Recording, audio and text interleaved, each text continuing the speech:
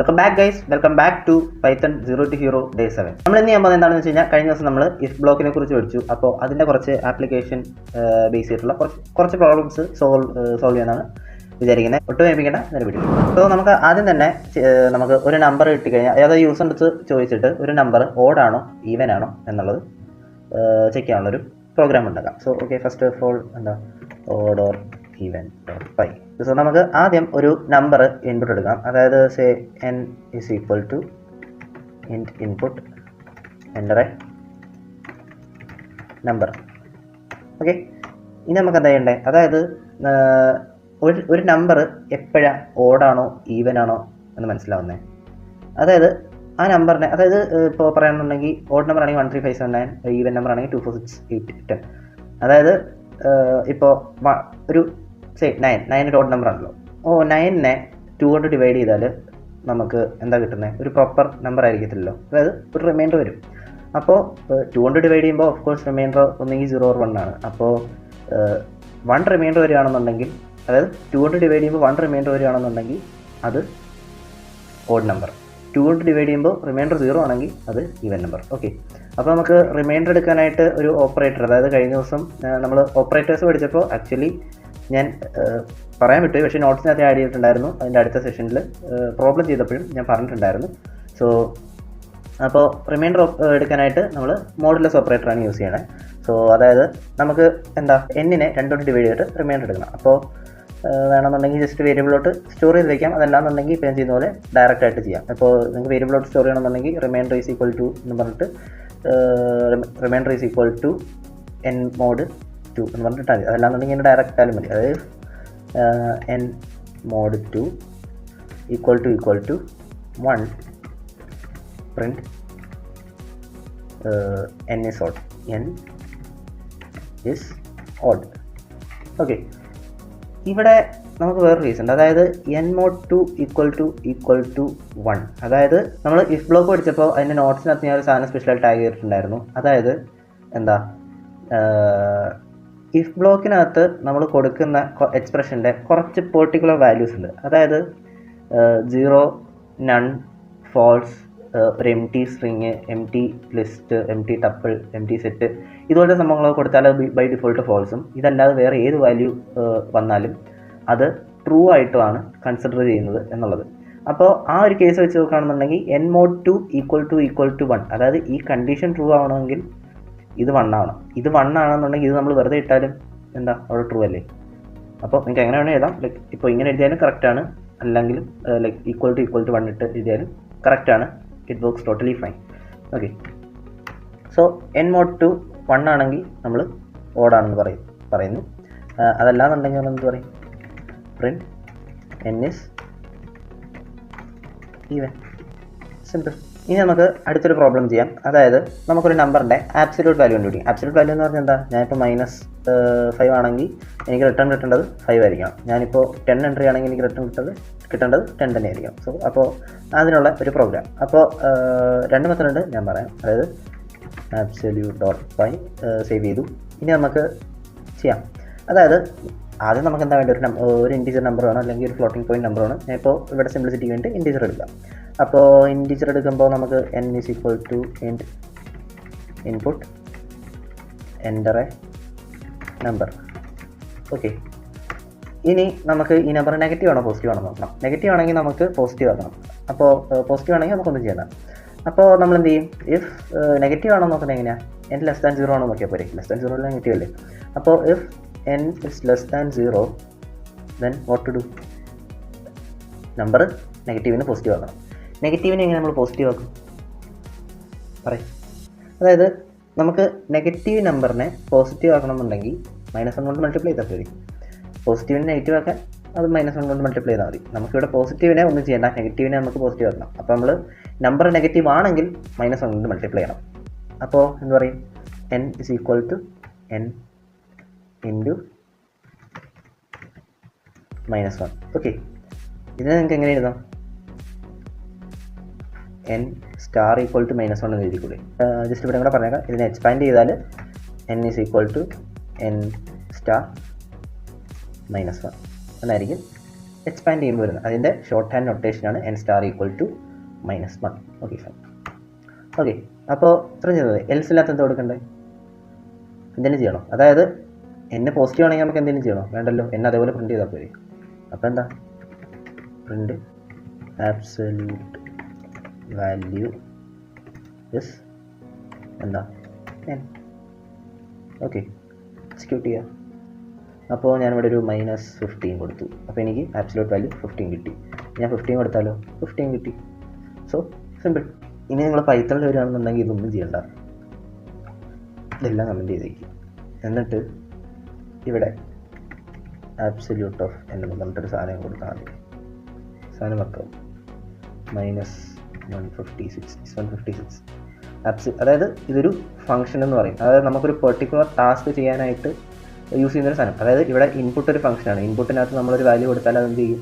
അത് യൂസറിൻ്റെ അടുത്ത് ഒരു ഇൻപുട്ട് മേടിച്ച് നമുക്ക് തിരിച്ച് തരിക ചെയ്യുന്നത്. അതുപോലെ ഇൻറ്റിൻ്റെ അകത്തൊരു സാധനം കൊടുത്ത് എന്ത് ചെയ്യും? അതിനെ കൊടുക്കുന്ന സാധനം അത് ഇൻറ്റിജറിലാക്കി കൺവേർട്ട് ചെയ്തിട്ട് തിരിച്ച് തരിക നമുക്ക് ചെയ്യുന്നത്.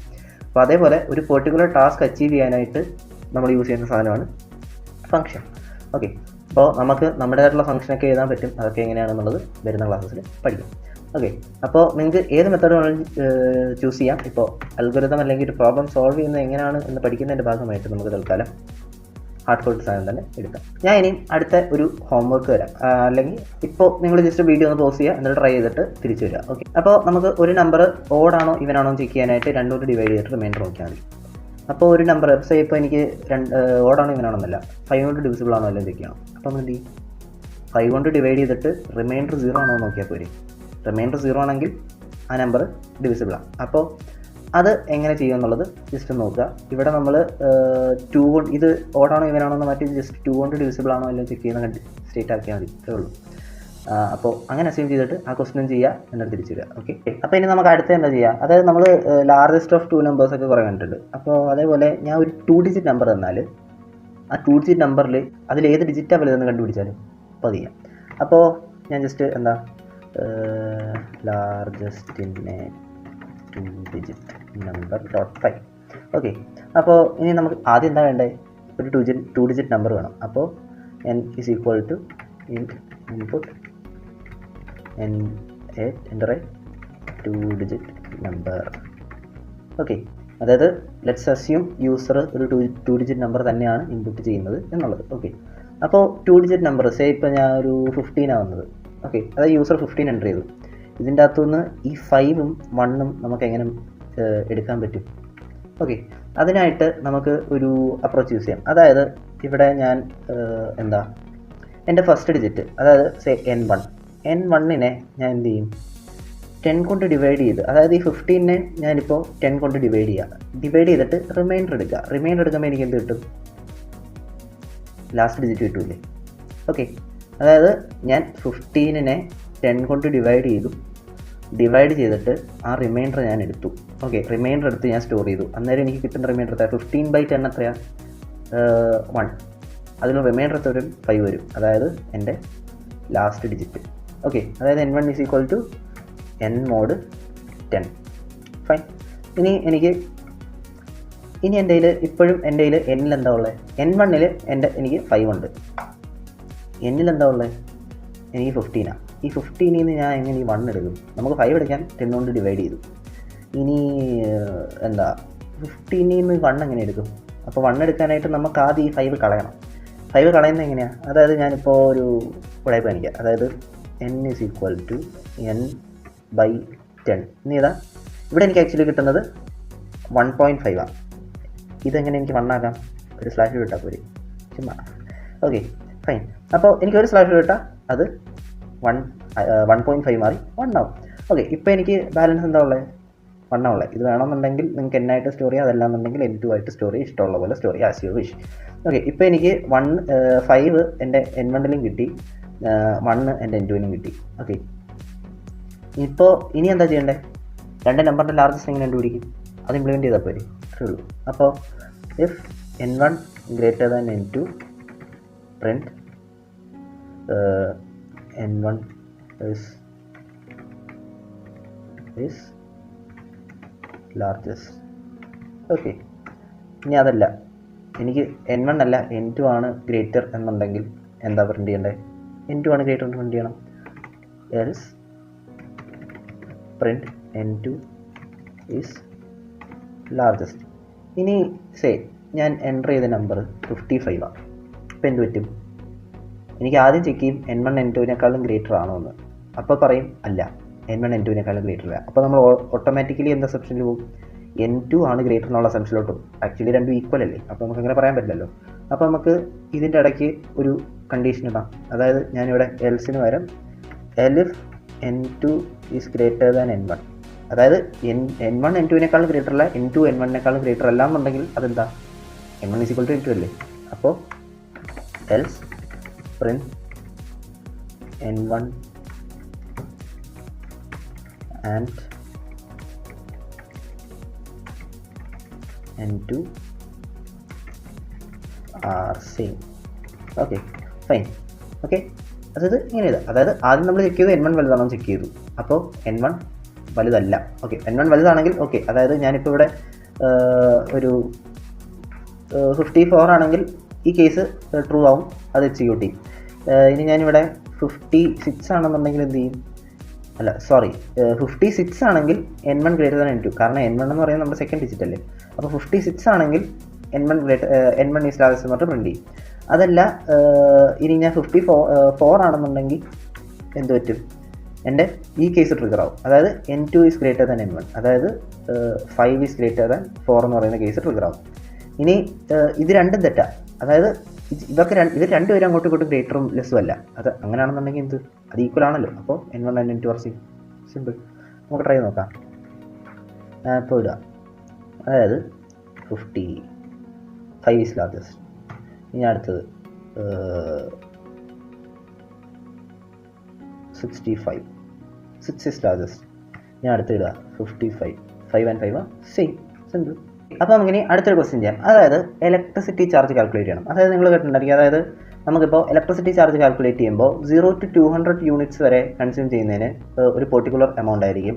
201 to 400 ഒരു പെർട്ടിക്കുലർ എമൗണ്ട് ആയിരിക്കും. അതായത് പെർ യൂണിറ്റ് പ്രൈസ് ചേഞ്ച് ചെയ്യും. അപ്പോൾ ഇവിടെ ഞാൻ ഒരു സാമ്പിൾ ഡേറ്റ എടുത്തിട്ടുണ്ട്. അതായത് കൺസംഷൻ യൂണിറ്റ് 0 to 200 വരെ ആണെങ്കിൽ ഒരു യൂണിറ്റിന് 50 പൈസ. ഇനി 201 to 400 ആണെന്നുണ്ടെങ്കിൽ 100 plus 0.65 rupees per unit HS(20). അതായത് ഇപ്പോൾ 200 യൂണിറ്റിന് മുകളിൽ ഞാൻ ഇപ്പോൾ ഒരു 240 യൂണിറ്റ് കൺസ്യൂം ചെയ്തു. അപ്പോൾ എനിക്ക് വരുന്ന ചാർജ് എന്ന് പറഞ്ഞാൽ 200 യൂണിറ്റ് വരെ 100 രൂപയും 200 കഴിഞ്ഞിട്ട് ബാക്കി 40 യൂണിറ്റ് ഉണ്ടല്ലോ, ആ 40 യൂണിറ്റിന് 65 പൈസയും പെർ യൂണിറ്റാണ് ഞാൻ കൊടുക്കേണ്ടത്. ഓക്കെ, മനസ്സിലായോ? അതായത് 200 യൂണിറ്റ് വരെ എനിക്ക് സെയിം ചാർജ്, അതായത് 50 പൈസ വെച്ച് കാൽക്കുലേറ്റ് ചെയ്യണമെന്നുണ്ടെങ്കിൽ 200 യൂണിറ്റിന് 100 രൂപ. അപ്പോൾ ആ 100 പ്ലസ് 65 പൈസ HS(200). അതായത് 200 വരെ 100 രൂപയും ആ 200 കഴിഞ്ഞ് ബാക്കി എടുത്ത യൂണിറ്റ് 240 ആണെങ്കിൽ 200 വരെ എനിക്ക് 100 രൂപ പ്ലസ് 40 യൂണിറ്റിൻ്റെ 65 പൈസ പെർ യൂണിറ്റാണ് കൊടുക്കേണ്ടത്. ഓക്കെ, അപ്പോൾ അതേപോലെ തന്നെ 401 to 600 യൂണിറ്റ് കൺസ്യൂം ചെയ്താൽ എനിക്ക് എത്രയാണ്? 230 plus 0.8 rupees per unit HS(400). അതായത് 400 കഴിഞ്ഞ് ഉള്ള ബാക്കിക്ക് എനിക്ക് 80 പൈസ പെർ യൂണിറ്റ് കൊടുക്കണം.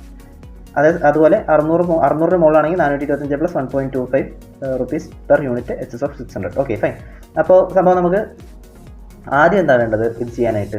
എത്ര യൂണിറ്റ് കൺസ്യൂം ചെയ്യുന്നു വേണ്ടി നമുക്ക് ആദ്യം യൂസറിനോട് ചോദിക്കാം. അപ്പോൾ consumption is equal to CONS ഞാൻ റെപ്രസെൻറ്റ് ചെയ്യുന്നു, is equal to input and number of units consumed. Okay fine. അപ്പോൾ നമുക്ക് എത്ര യൂണിറ്റ്സ് കൺസ്യൂം ചെയ്തു എന്നുള്ളത് ഈ കൺസംഷൻ്റെ അകത്ത് കിട്ടും. ഇനി നമുക്ക് എന്താ ചെയ്യണ്ടേ? നമുക്ക് ആദ്യമേ 200-നകത്താണോ ചെക്ക് ചെയ്യാം. അതായത് നമുക്ക് ഒരു ഫ്ലോയിൽ അതായത് ആദ്യമേ 200-നകത്ത് അല്ലെങ്കിൽ 0 to 200 ആണോ ചെക്ക് ചെയ്യാം.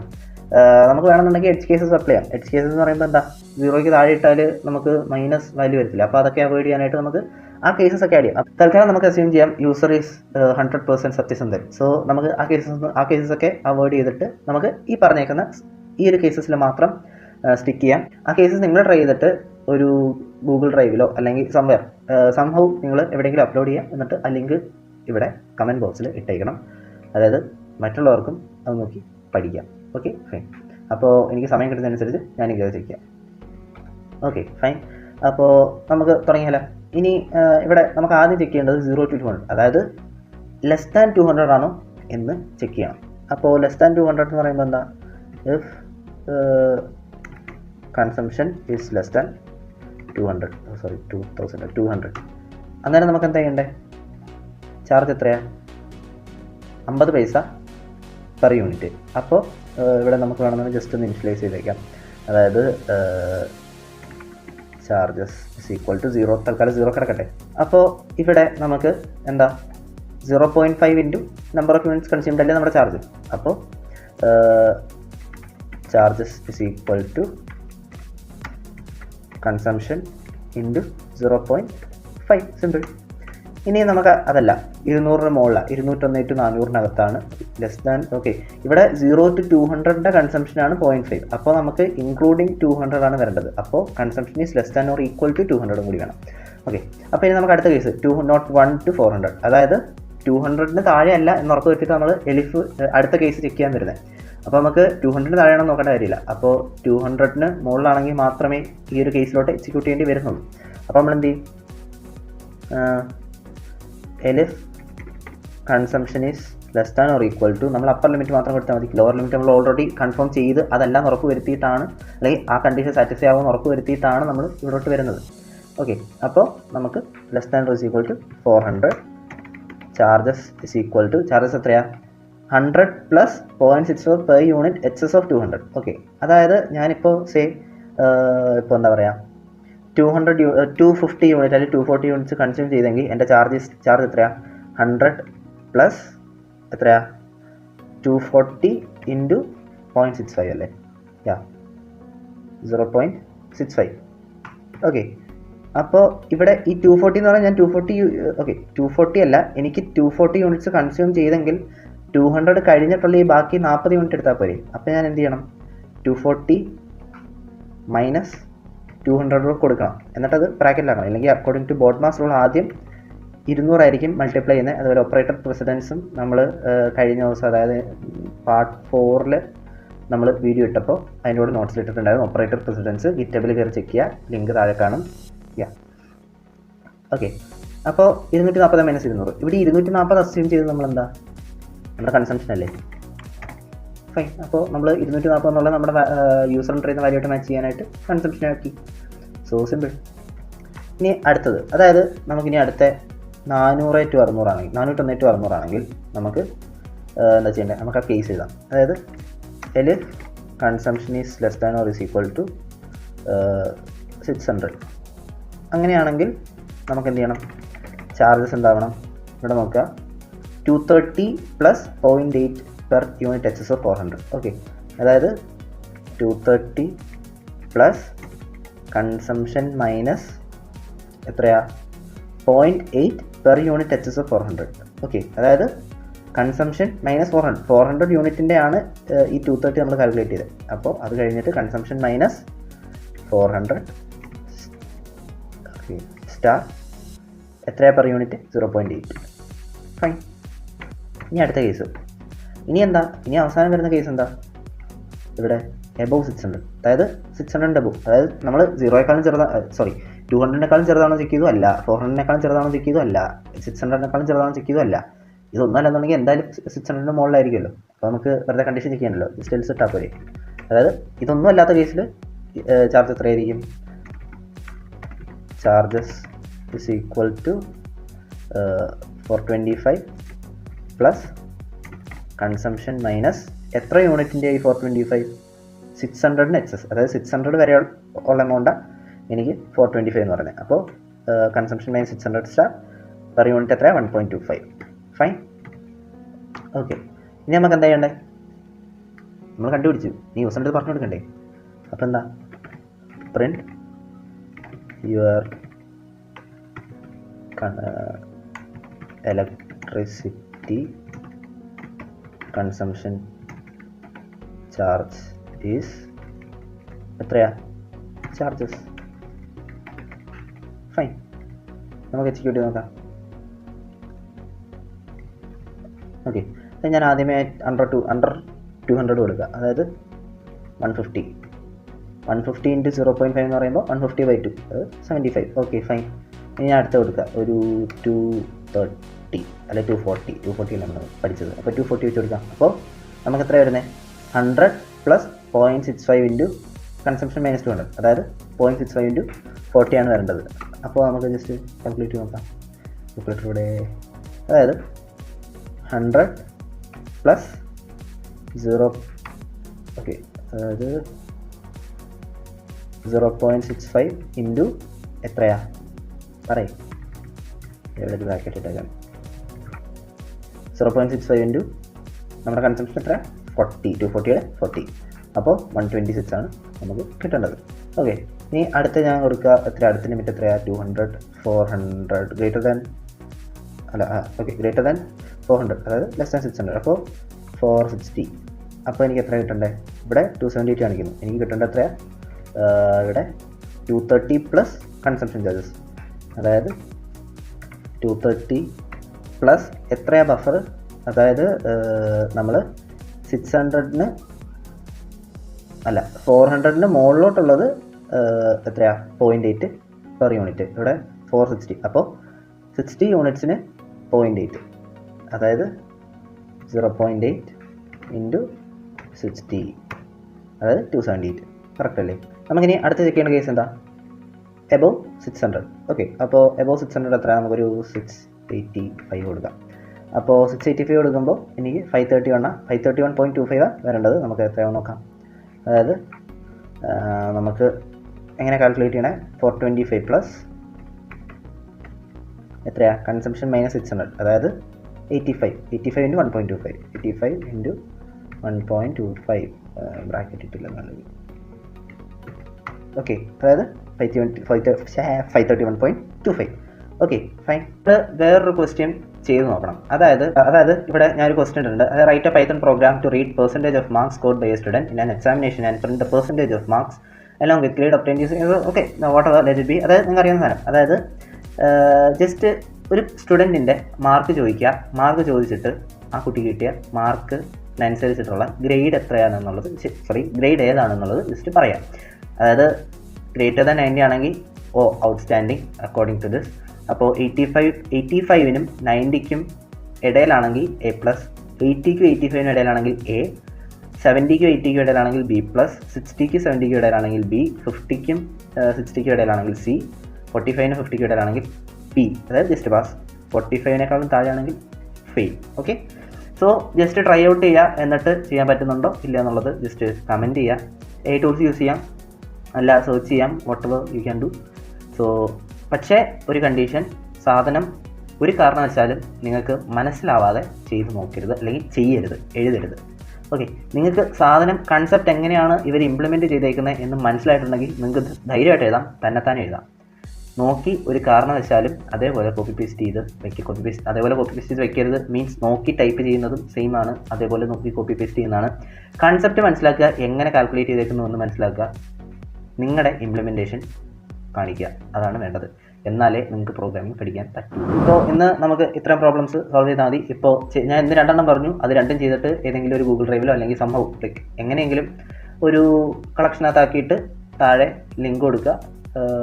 മറ്റുള്ളവർക്ക് ഹെൽപ്ഫുൾ ആയിരിക്കും. അതേപോലെ സമയം കിട്ടുന്നതനുസരിച്ച് ഞാൻ ഇങ്ങനെ ചെക്ക് ചെയ്യാം. അതേപോലെ ഞാൻ ഇന്ന് ചെയ്ത ക്വസ്റ്റ്യൻസ്, അല്ലെങ്കിൽ ഇന്ന് ഈ വീഡിയോയ്ക്കകത്ത് ചെയ്ത ക്വസ്റ്റ്യൻസിൻ്റെ ആൻസേഴ്സ് എല്ലാം ഞാൻ ഗിറ്റബ് റെപ്പോയിൽ പുഷ് ചെയ്തിട്ടുണ്ട്. Just check it out if you have any doubts or something. എല്ലാ പ്രോഗ്രാംസും അവിടെ തന്നെ കാണും. സോ ഇഷ്ടപ്പെട്ടാൽ ഇപ്പോൾ തന്നെ ലൈക്ക് ചെയ്യുക. അതേപോലെ ഇപ്പോൾ തന്നെ ഈ ചാനൽ സബ്സ്ക്രൈബ് ചെയ്തോളാം. ഇല്ലെങ്കിൽ പിന്നെ അടുത്ത ആഴ്ച വെള്ളിയാഴ്ച വൈകുന്നേരം 5-6 മണിയാകുമ്പോൾ ഞാൻ വീഡിയോ പബ്ലിഷ് ചെയ്യും. കിട്ടിയില്ലെന്ന് പറഞ്ഞിട്ട് കാര്യമില്ല. ഓക്കെ.